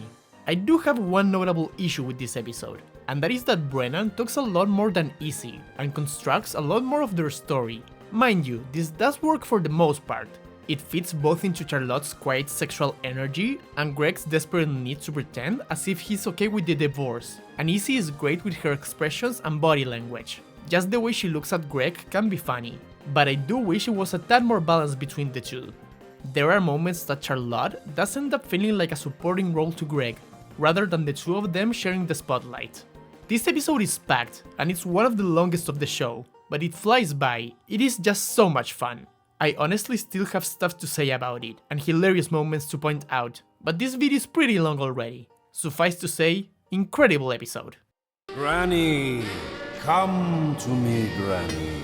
Lisa Gilroy understood the assignment from the very first moment. Lisa Gilroy, I'm here in my hospital gown, and today I'll be getting a lobotomy. Vic's ex-step-grandmother, as her name suggests, is Vic's ex-step-grandmother, and the relationship wasn't particularly healthy to say the least. This one isn't necessarily one of the funniest episodes of the show, but it is by far the most harrowing, despite its absurdity. The way Nana is abusive towards host Vic is kind of terrifying. That countdown in particular is so unsettling. Lisa truly becomes Vic's worst nightmare, and big part of the reason her performance works is because of how well Vic is able to bounce off of her. The way they put up with Nana's verbal abuse, but slowly break, is incredible to watch, and the eventual So son of a bitch, you won't die! Feels so visceral. And you know what the worst part is? They still have the episode left! This isn't even the ending point, it continues, dude! It somehow becomes even worse once Nana shows that she is actually capable of showing affection, because it's like she knows she is being terrible to host Vic. More so than any other entry in the show, this one gets to something scarily real. I know all of this sounds very heavy-handed, but the episode still is very funny. It's just that it has a very dark sense of humor. What a lot of people don't know about my Nana is that she was in the war. I love to love war. You love to love war? Why are you saying it like that? I'm being a good interview. What in your mind makes this a good interview? I just find it hysterical how Lisa insists on attacking Vic every time she comes onto the show, and I think what keeps it from being too dark is the absurdity that Nana sometimes displays, like with her obsession over her ex-husband's cock, and also the sporadic moments of affection and agreement between the two. When the PA takes away the cigarette and the two of them finally get some common ground in how Vehicular's crew doesn't let them do anything, it makes the mostly abusive relationship have a glimmer of real connection that is both endearing and hilarious, with the nail clicking being the cherry on top. But of course, by the end, Nana hasn't changed even a little bit, and her main goal still is to be a total asshole to host Vic, which again is darkly funny. At the same time, the fact that Nana doesn't have an arc makes it even more tragic for host Vic, who cries over Nana despite her being the worst. So yeah, this episode is hilarious in a horrifying way, and I love it. We live in an actual nightmare! And then the other one is, I'm from the woods. And that's just where we start. Sounds about right. Where to even begin with Ogbert? This is by far one of the most unique episodes of the whole series. There's a lot of subversions of the usual formula and structure of very important people that I really love, like the Chomsky ad being mid-interview, the initial non-reveal of Ogbert's name, only to get a hilarious correction a minute later, and I particularly love the gag with Ogbert taking over the show at the end of the interview. The little graphic of him replacing Vic is amazing. This is the longest episode of the show, and that extra length allows it to take so many turns, and delve into different tones, instead of it being solely comedic, the most notable one being the nightmarish feeling of the interview. It perfectly captures the essence of dreams, where the things that happen don't make any logical sense when you stop and think about them, but while you are dreaming them, it feels as if there's a consistent through line of actions that cohesively tell a narrative. But what is this episode even about, and who is Ogbert? Ogbert is from the woods, and he wakes up in the studio not knowing why he's there. He then proceeds to talk about shadow monsters and how they invaded his glade. It is eventually revealed that besides being a physicist, he is also a dream walker, and Vehicular knows him already, and he is actually a mirror of their own emotions and personal history. Yeah, this episode is batshit insane. What I love so much about this character is that the makeup work and costume instantly conjures up the image of a caveman, and that would have been the obvious approach, but Brennan says fuck that and takes this character to places you would never expect. And I don't want to undersell Vic's contributions here, because they actually add a lot to the character. They are the ones to initially introduce the dream aspect into the narrative, actually. This character could have easily turned into random equals funny, but both Brennan and Vic are able to play with the ridiculousness of Ogbert so well, and that is because they take it seriously. They are both fully invested into the narrative they construct, and they weave through the tonal shifts masterfully. There are some moments that I'm extremely impressed they were improvised. In particular, when they see the blogger's video, which throws a plot twist that this person is not Ogbert's twin brother, but actually host Vic's twin sister. The subsequent reaction of them feels as if they must have seen this beforehand, but they didn't. This was recorded afterwards. I feel that for most of this video up to this point, I've been able to communicate what the episode is about in such a way that it is understandable even to someone who hasn't watched it, but I probably sound nonsensical to anyone who hasn't seen this one. What the fuck do I mean that Ogbert's twin brother is actually host Vic's twin sister? This episode is amazing. This leads to the best part of it, host Vic's breakdown and Ogbert's explanation of their subconscious. Oh man, absolute cinema! The punchline of this part is great too. It's so funny how this overly serious and surreal psychological exploration leads into an ad for Chomsky's. And not only is it funny, but it fits very well into the dreamlike feeling of the interview. Of course, this sudden change in direction is illogical, but it feels so accurate to the experience of a dream. However, beyond the genuinely engrossing narrative they improvise out of the blue, what makes this episode so great is how funny it is. If I saw a dog like this, I'd say the dog is sick. His back doesn't look right. Well, that's because it's a bull, really. What? That was the scary part to you, that it's a hate bull? bulls. No, thank you. Vic and Brennan have so much fun throughout the interview, with so many moments in which they are about to break character, especially Vic. There's a lot of silliness interspersed in between the surreal moments, and so many perfectly delivered jokes. Well, I didn't take you. You showed up at the studio. I must have been blasted. The chaos of this character and interview are endlessly entertaining to watch. But again, it's never chaos for chaos' sake. It ties into the larger narrative of the episode and makes sense considering the dreamlike quality of it. Brennan and Vic have impeccable chemistry when improvising, and there's so many hilarious moments. Your two questions to me were, when am I gonna die? Yes. Little rude. If I were to say, oh, but you're about to die. Great. What would your... No, that would not be your true response. It hurts to be alive. What is your pet peeve? Shadow monster. Like metaphorical rocks. Like Motherfucker, like the rocks are important. This episode is packed. I still feel like there's more to say, but I have to move on. Just know that this one is truly special. Give me rent. You'll get your rent when you fix this damn door! Denzel is an alien from another planet. But more importantly, Denzel is horny, doesn't have a job, doesn't know what to do with their life, doesn't date around, likes to watch movies he didn't pay for, and doesn't know how to drive. Denzel is literally me, and I love him. The fact that Ify took an alien and decided he was going to be an extremely unimpressive loser is perfection.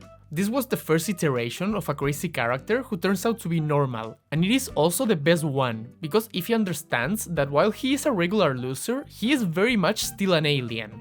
Denzel has been on Earth with a mission to repopulate it for 20 years, and has accomplished nothing. The way he explains alien technology or biology or traditions only for them to be very uninteresting or similar to human behavior is incredible. Not only is the back and forth between him and host Vic hilarious in these instances, but the makeup work complements this bit extremely well. The camera lingering on the quiet alien with his big empty eyes just gets me every time. The light from the moon is the light from the sun. It's literally that one sequence of emojis. I love how the episode slowly builds host Vic's exasperation with Denzel, as they realize that this guy has nothing interesting to say or offer, with the breaking point being that he is living in their guest house. The bit with the guest house is perfectly partitioned throughout the episode, being spaced out enough so it doesn't feel like the main joke, while simultaneously being very relevant to the comedy and the arc between host Vic and Denzel, with the two of them eventually setting on peace. I don't have much to say about this episode. The joke of the character is pretty straightforward, but it is a genius joke, performed to perfection by both Ify and Vic, and it has so many incredible moments that live rent-free in my head. I could have zapped you. That could have been electricity. You could have, but you didn't. Yeah, but What is this? Does this actually do anything? You don't even know because at any moment that could be real electricity. If I was staying in your guest house, would you feel the need to charge me rent? Yes, Denzel, I would feel the need to charge you rent if you were. I'm not staying in your guest house. Your opinion on hand sanitizer? Toxic to my skin. Really? Funny enough, yeah. How is it toxic to your skin? It hurts when I use it. Do you happen to have open cuts on your hand as you're putting on the hand sanitizer? Yeah, how'd you know? One of the best episodes of the whole series. This town is big enough for the two of us. Doesn't the saying normally go, this town isn't big enough for the two of us? Well, yeah, but we can share. I'm okay with it. You're my best buddy anyways. J.W. Smokes is the cowboy mayor of Wigmore, a town in California with a very small population, and he is here to promote it for tourism. This episode is very special, in the sense that it is not just about who Smoke is, but also where he comes from. As the interview goes on, we not only learn more about him, but also about Wigmore, and in a sense, the town becomes a character as well. I adore how Anna approached this, because at first, it is simply a town with a low population. Then we learn why this is the case. Smokes is sending all the children to work in the mines, and no one is getting them once they get lost. And is your wife gone in the mine, or is your wife just gone? She's gone. You're sending kids and dogs in the mine and your wife left. Finally, Smokes admits that not even his remaining friends are real. There's only him. He's completely alone in Wigmore. It creates a world that is evolving and feels truly lived in, and it leads to the aspect that makes Smokes compelling, which is his loneliness. Because at first, he's just a cowboy man that feels out of time, very over the top and funny to watch, but a fairly straightforward character. But as you realize how alone he is, you begin to feel for him, which makes his relationship with host Vic and how it evolves all the more engaging. Smokes instantly falls in the category of combative guest, instantly being rude and putting host Vic incredibly on edge by waving his gun around. He doesn't respect them in the slightest, and I love how that feeling changes once they get down to his level. Hand me the gun. I'll hand it to you, but I'll kill you in No, doing you so. won't. I'll kill you. It's not like that, no. From then on, it's a constant struggle for power between the two of them, sometimes being very antagonistic to each other, and other times being able to see eye to eye, especially whenever host Vic actually stops giving a shit and turns off the professionalism. It all leads to the two of them slowly connecting as lonely people, with the deed being done once Smokes revealed that his town actually has a lot of fun activities and a 4-star hotel, after which host Vic decides they would like to visit. That last bit is particularly great not only to close off the arc between the two, but also considering how Vehicular has desperately been trying to find out if there's anything touristy in Wigmore, only for Smokes to tell them about how shitty the place is, and how the alcohol is made of peace. The ending gets to be genuinely sweet, with Wigmore now being a town for two. Sometimes. With all of that being said, while the plot itself is very compelling and weirdly sweet, it never sacrifices any of the comedy for it, because holy shit, this episode is hysterical. So it's sort of a closed community that's now opening their doors. Sure, if you want to fucking say it like that, gay as hell. What? There are so many spectacular sequences in it. A notable one is the whiskey drinking. You're not going to be able to finish that.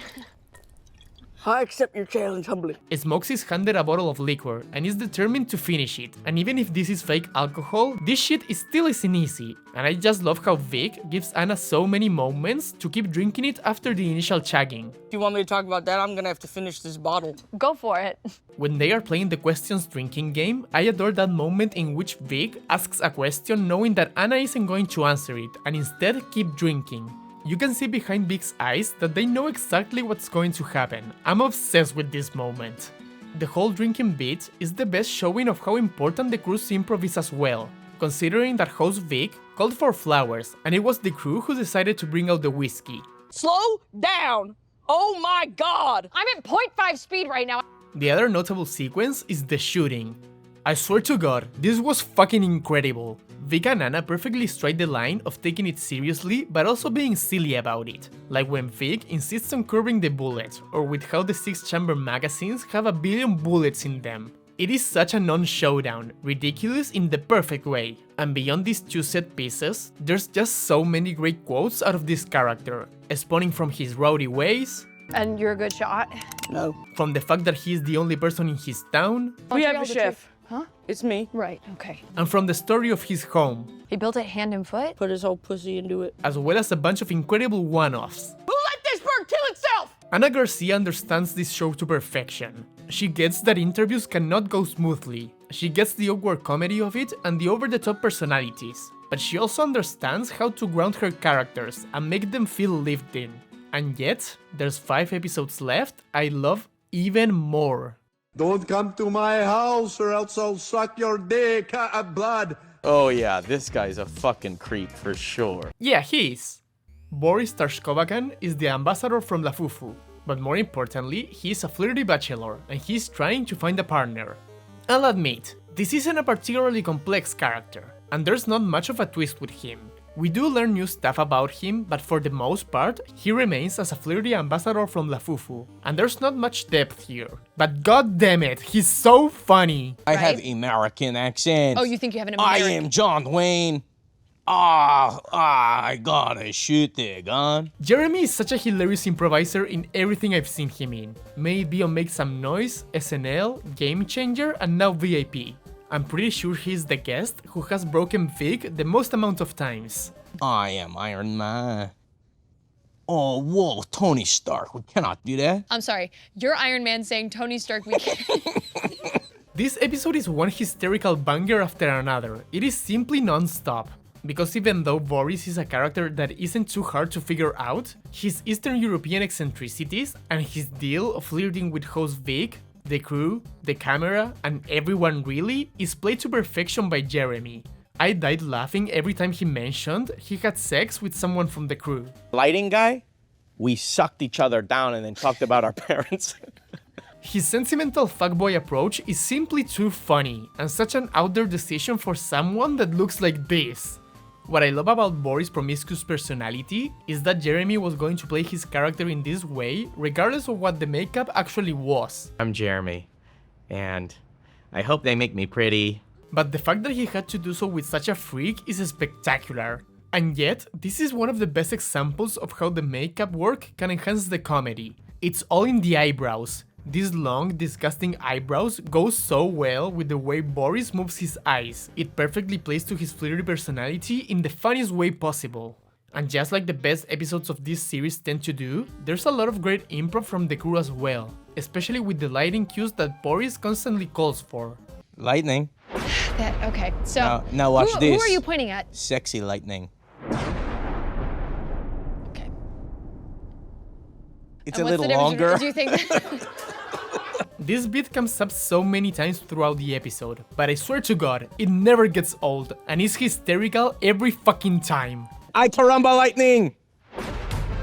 No, there's so many different lighting cues. It is green like Bart Simpson. Another eccentricity about Boris that was hilarious to me was how he keeps pretending that he wrote very popular songs, which bounced off perfectly of host Vic's nervous personality, instantly worrying about copyright. And Vehicular being wrong every time about who actually wrote the song was hysterical. Just shield if I still Is it Elton John's song? You didn't. That is not. In general, Boris plays so well of host Vic given the moment in their lives they find themselves in. Host Vic has already flirted with multiple guests prior to this one, so having that dynamic be reversed and have them reject Boris by the fact that they are recently divorced was a great way to continue this character's development, and also very funny. You did the love dance. Oh, well then And even though the La Fufu ambassador angle certainly takes a backseat to Boris' flirtiness, I love how it builds the idea that La Fufu is simultaneously a very backwards country and a very progressive country. Not in school. They cannot go to school. Why? What? You're going to send every kid to school? You have gay marriage, but not all kids. We have gay marriage plus. Like I said at the beginning of this entry, Boris Tarshkovakan isn't a complex character, but he easily is one of the funniest. There's so many perfect moments with him. That's big beard. Pranked. And so, it makes for one of the best episodes of VIP. Then we're gonna add some protein. Now what I like to do, just for a little bit of taste, is add some protein. Tommy Shrigley is a discharged soldier, and nowadays he's a positivity guru and fitness influencer. This is the most popular episode of the show, but with good reason. Everything about Tommy is fine-tuned to perfection, and it's hard to know where to even begin. Later down the road, we would get some more insane character designs, but Tommy was the first monstrosity of the show. The disproportionate body, the awful mohawk, the tiny plastic hands and ears, Everything about his appearance is so off-putting in the best of ways. Zack saw this transformation and thought, self-help guru, and I love him for it. He perfectly satirizes these types of personalities. How these people talk about positivity in an unrealistic and toxic way. How they refuse to accept their mistakes and grow from them. How they ignore the advantages and privilege they may have had and expect everyone else to just pick themselves up, be positive and get on with it. And of course, how they grift off people by selling total bullshit. Don't you feel a lot better now? He is so on point with his vapid and empty advice on how to be more positive, all the while being hilarious. I swear to God, his timing and delivery in this episode is a work of art. Every single thing he says is delivered in a perfect manner. Dream job if money weren't a factor. Being in the military. I'm not just talking about the hilarious heavy hitters. Okay, so then what did you do with the $100,000? I invested it and then I turned it into $16,000. But also the subtle and quiet comedic moments. This protein powder is in stores across the country, is that correct? From Seattle to Florida, we're in 9 stores all across this great country of ours. He is fantastic, and that also extends to his body language. There's a lot of great comedy in there. The awful way he drinks water, how he takes full advantage of the tiny plastic hands, and most of all, I adore how his "Come on, everybody, give me a little clap" has a different rhythm to it every time. There's always a sense with Tommy that something is slightly off. And not only it is hysterical, but it elevates the concept of a positivity guru grifter as well. It helps build up the fact that this is all a facade. And even though Zack is certainly the star here, I don't want to downplay Vic. The anxiousness of their character plays extremely well with Tommy's whole shtick about positivity. And there are few moments in this show I love as much as the protein tasting. But you know what's even better? The fact that they decide to go for a second tasting. Oh my god! Tommy Shrigley is a masterful piece of television, and it is obvious why people love it so much. Ah! He's British! Archimedes and Ollie are 2 cosmonaut adult-sized babies looking for a home. They are also horrifying! This show has a lot of monstrosities, but none have made me as uncomfortable as Ollie and especially Archimedes. Jesus fucking Christ, just look at him! And even though they both are disgusting, the fact that Archimedes is even worse was instantly picked up by Jacob and Brennan, and so they decided to incorporate it into their characters. Because Ollie is much softer and kinder. Despite being adult-sized, he genuinely acts like a baby, sometimes at least. Whereas Archimedes is extremely sinister, he is harboring so much malice. That makes it so whenever Ollie expresses rage or other negative feelings, they feel much more spontaneous, in the way a baby throws a tantrum. But whenever Archimedes does, it feels premeditated, as if whatever fucked up thing he's saying or doing is a fundamental part of his personality. So, Ollie ends up feeling like a creepy baby stuck in the body of an adult, whereas Archimedes feels like an evil man trapped as a baby in the body of an adult. Neither of them look trapped in the body of an actual baby, I want to make that very clear, they are grotesque. Brennan and Jacob are masterful here. They both play these characters to perfection, and have an immaculate understanding of them. This is easily the best duo in the series. The contrast between the two plays very well with how the interview develops. Because they are here to find a home, and so, Ollie is trying to amp up his sweetness as much as possible, to try and be appealing, which is constantly thrown away by Archimedes' ominous words and actions. However, this dynamic evolves in ways you wouldn't necessarily expect. Ollie does remain as the sweet one, and Archimedes as the evil one, but deeper layers begin to appear, and this dynamic is not as cut and dry as it initially seems. Archimedes, despite his sinister ways, has a genuine deep love for his brother, even accepting the possibility of him being adopted without him, if that means that Ollie can be happy. On the other hand, Ollie, despite his apparent sweetness, is actually willing to abandon Archimedes if that means getting a mother, and as the episode goes on, his softness begins to slip, giving it the sense that it is all a facade just to get adopted. You truly don't see this betrayal coming, and the way Jacob and Brennan play it feels extremely dramatic. It is amazing. It led to moments where I genuinely felt bad for these two guys, despite how much I hate looking at them. You understand Ollie's need for a mother, and Archimedes' genuine care for his brother is very compelling, especially during his meaning of life answer. It's really interesting how Ollie instantly tells Archimedes to give out a cuter and more appealing answer, because he knows that every time his twin speaks, their chances of getting adopted diminish beyond 0. all of this resolves quite beautifully, to be honest. By the end of the interview, Archimedes is sent on timeout, and being left alone with Ollie, host Vic realizes that he too is awful, even if less so than his brother, and urges him to just hold on to each other once it is clear that no one is ever going to adopt them. The way host Vic communicates this is very rough, but also hilarious. I know that it seems like between the two of you, you're the better option, but sort of between the rest of the world, you two are both bad options. Oh. I think that it is kind of wholesome how by the end, Archimedes and Ollie decide that they don't need a mother, because they have each other. I'm just glad for these two adult-sized horrible babies. Their overall unappealingness and contrasting dynamic is what facilitates this very interesting character development, but most importantly, it facilitates a lot of comedy. Oh, Ryan, if he wants to know my favorite sports team, he knows where to find me. Just try and give it a little something. Host Vic plays off extremely well off it, being nice to Ollie, at least for a while, but incapable of hiding their disgust towards Archimedes. It's hilarious watching them attempt to be kind to him, but physically unable to do so. When they refuse to actually pat him on the leg, holy shit, it's hysterical. Please? A glide. Closer than the last time, but still about 1 1/2 inches away from skin contact. We'll go.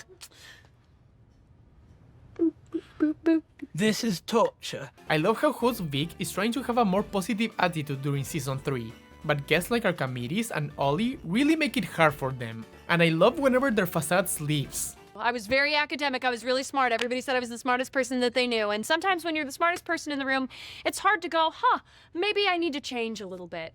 Does that sound familiar? Damn. But I mean, I totally understand it. This couple of bastards certainly aren't making it easy. Like when they insist on recovering the vape. I swear to fucking god, this bit with Ollie being desperate to vape was hysterical. My brother's gonna hit that fucking vape or I'll be dead. Well then get busy dying, alright? Don't cut that part. I loved it, and it actually fed into the overall arc of the interview, with host Vic being so done with the two of them that they caved to the vape by the end. I just love how every time Vehicular tries to be kind to them, it instantly backfires, like when they feed Archimedes, and he is incapable of eating like a normal human being. Brennan, Jacob, and Vic have such a perfect improv chemistry. It is beautiful. Very funny. You thought that was funny? My god. Really good. The thing behind your eyes that desires approval is absolutely disgusting. And there's other silly aspects to these characters that crack me the fuck up, like the reoccurring beat with the Jim Halpert impression. I'm going to kill Roy and bed Pam We Beasley. can't use that. We can't If use it's that. the last thing I do. We can't use that. And some of the breaks in this episode are some of the best in the whole show. Amadeus? Oh my god. Archimedes. Really? Are you serious? Archimedes, if you could go ahead and... No. You want me to brush past it? I can't. It's my brother. Well, and it was an accident, okay? We've been here for 40 minutes. I I'm can't so sorry. believe they don't know Rachmaninoff, but Amadeus is in the chamber. So apologize again. Okay. You can't argue with the dice. So we once again got apologize open-mindedly. But the crowning moment of unexpected improv is at the ending with Brennan's beheading of the bear. You can see the moment Vic breaks when seeing him. It's very clear that this truly caught them off guard. Archimedes and Ollie make for the best duo of the whole show, and easily one of the best episodes. Driving in my car right after a beer. Vehicular manslaughter. I thought your name was Vehicular. Iconic. Simply iconic. Liana Jean Brothers is a former child pageant queen. From the very first second of this episode, it is incredible. Between the makeup, costume, and southern accent, e.n.c disappears into Liana. She truly is unrecognizable. She is simply not there. The concept for this character is simple yet genius.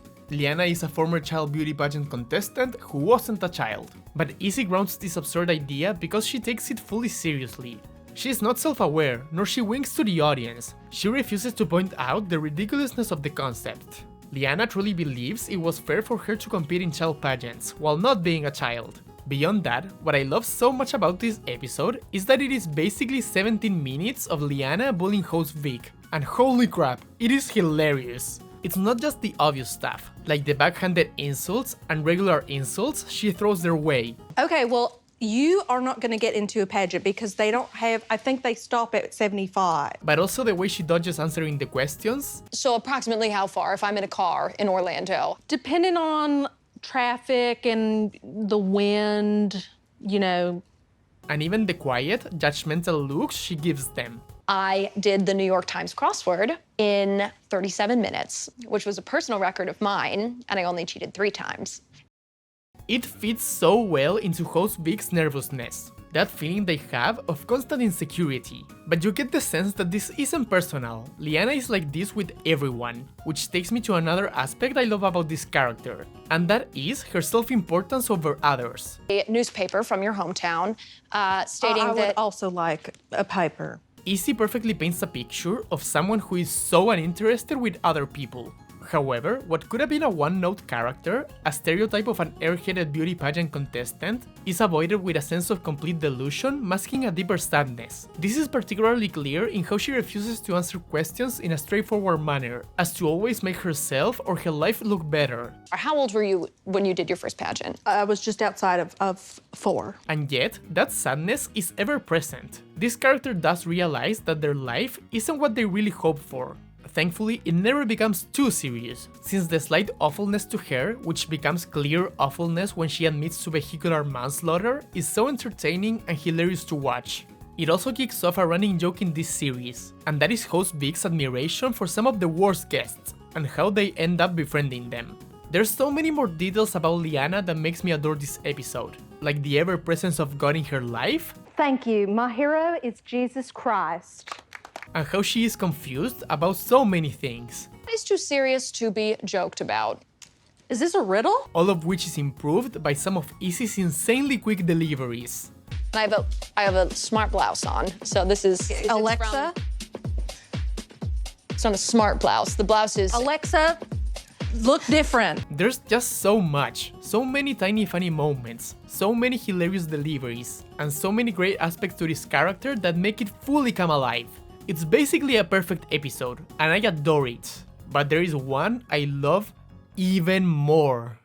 It's not just a boulder, it's a rock. You get a second wish. Yeah. Second wish? I wish for my brother to come back from the army. Fucking hysterical. Zeke Aaron McKinley is a 4th grader that got turned into rocks after wishing for it. He is played by Ana Garcia, and holy shit, she vanishes into this role. This is in large part thanks to the makeup work and the rock costume that fully covers her, which is incredibly well made. It perfectly toes the line of being heavy on prosthetics but without covering the face and allowing the actor to emote. But besides the obvious way she is hidden behind the character, Anna fine-tunes every aspect of her performance to perfection.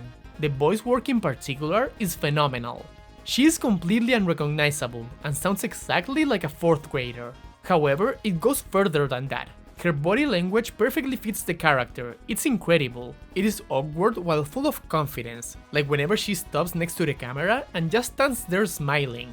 It is so perfectly representative of little kids. That thing they do of, hey watch this, and then do something stupid. Used to skateboarding. Are you? She so accurately acts like a rowdy kid. In the way Zeke constantly gets distracted midway through telling a story, or how often he interrupts host Vic whenever they try to have an actual conversation. There's a lack of self-awareness to Zeke, which is so emblematic of prepubertal children. However, Anna is simultaneously able to capture those fleeting moments of embarrassment that kids get, especially in the way she tries to physically hide and become smaller. In regards to his personality, I love that immature edginess. Zeke is exactly the kind of kid you would find on a COD lobby yelling slurs circa 2010, especially with the way he actively disrespects his mom. Chelsea, fuck off! There's just so much to this performance, it is out of this world. But one thing I did not remember about this episode, and which made it even better on rewatch, was how good Vic is. They work so perfectly well with Zeke's character. Vic absolutely aces the adult who isn't good with kids. They initially start competent enough, but as Zeke becomes rowdier and rowdier, the cracks begin to show, and by the end of the episode, you can tell that they are completely done with this little bastard. That is especially true with the way Zeke is able to completely see through their terribleness, and say hurtful things in the way only a kid can. Hey, at least your mom showed up today. Some moms don't show up, you know? Are you making it about you? The way Vehicular becomes more and more overwhelmed as the interview descends into chaos is incredible to watch. And that leads me to why this episode is so funny. The chaos. This is somehow one of the craziest episodes of the show, in a way that feels calculated and true to the characters. Every attempt Vic does at putting it back on track is beautifully shut down by Anna. The interview spirals out of control so quickly, and it plays so well to one of Vic's comedy's most notable aspects, and that is the constant nervousness while barely keeping it together. These two work so beautifully together, and it genuinely makes for some of the funniest TV I've ever seen. I couldn't stop laughing on this rewatch. There's just so many incredible moments at every turn. And none for me! He's Irish. Yeah, and red. He was like, rocks? What do you mean, rocks? I feel like you don't need to do his accent. Oh, man, I freaking hope so bad that Callahan invites me to be in his colleague, and I hope he doesn't sexually assault me once I get the part. If you're gonna complain, let someone help you! So, can I ask? About my boners. I don't want to ask about your boners. Literally picture me sleeping. Ah! Ah! You pooped a rock. And somehow, there still are a couple of instances that you truly feel for this kid. You get the sense that he is trying to hide the actual negative feelings about his new look, and it is genuinely sad. No, she hates me because I'm rocks now. I can't reach it. Groot? You're just, a Groot's a tree. Like, what are you even? Fine, Dwayne "The Rock" Johnson, are you freaking happy? It all culminates in an incredible freakout, which perfectly encapsulates everything that makes this interview works. It is a glorious watch. Zeke is not necessarily the most complex character of the show, but he is by far the most well realized, and it makes for the funniest entry of the whole series. It is easily my favorite episode of Very Important People. So, that's the list. This show is so special. It can be inconsistent at times. Clearly not every episode is going to be at the same level, but there's always something to appreciate. May it be the one-off funny joke, the creative concept for the character, and or the incredible wardrobe and makeup. It is a great showing of improv, and seeing talented individuals do their thing is beautiful and continually impressive. Even on some of the weaker outings, the fact that these comedians are able to make up characters on the spot and then have an actual coherent interview with Vic is endlessly commendable. And the work done by the crew is consistently fantastic. And when it comes to the hits, what can I say? They hit fucking hard. There's nothing like this series, and I cannot wait for season 4. Oof. This is now my longest video, but I'm happy I give this show the time it deserved. Let me know which episodes are your favorites, and if you disagree or agree with any of my picks. As usual, subscribe, comment, like, and that entire algorithm jazz. Okay everybody, have a nice day. I don't need money, I don't even like it, I just wanna throw it away.